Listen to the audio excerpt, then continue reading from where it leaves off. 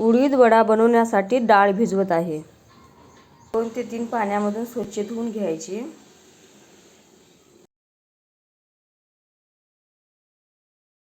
दोन 3 पाण्यात डाळ व्यवस्थित धुवून घेतलेली आहे। आता रात्रभर मी ही अशीच ठेवणार आहे झाकून। रात्रभर डाळ ठेवून झालेली आहे, व्यवस्थित भिजली आहे। पाणी न घालता याला व्यवस्थित बारीक करून घेऊया। 1-2 हिरवी मिरची आणि थोडासा आल्याचा तुकडा टाकून वाटण करून घेऊया। वाटण आपलं खूप बारीक करून झालेलं आहे। आता फेटून घेऊया व्यवस्थित। जितकं जास्त फेटल तितकं आपलं पीठ हलकं होईल आणि वडे सोडायला एकदम व्यवस्थित येतील। किती व्यवस्थित पीठ आपलं जाळीदार दिसत आहे, फेटून तयार झालेलं आहे। आता सोडूयात वडे।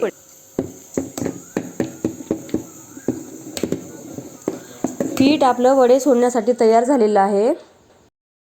आता सोडूयात वडे।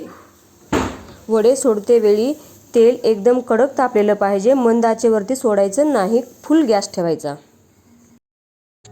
वड्यांचा रंग सोनेरी होत आला, आता आपण त्याला पलटी मारूयात। वडे सोडून झाल्याच्या नंतर लगेचच त्याला झाऱ्याने हलवायचे नाहीत, नाहीतर फुटण्याची शक्यता असते। चला, वडे तर तळून झालेले आहेत, त्याला आता काढून घेऊयात। मस्त खुसखुशीत क्रिस्पी वडा झालेला आहे आपला। आता पळीने वडे सोडूयात। पळीने वडा सोडल्यावर बघा वड्याचा आकार किती सुंदर अप्रतिम दिसत आहे। वडे आपले खूप छान तळून झालेले आहेत, आता काढून घेऊयात।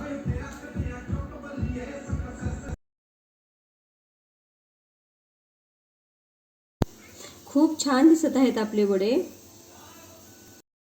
मस्त वडा तयार आहे, सांबार तयार आहे। चला तर मग आता खाऊयात।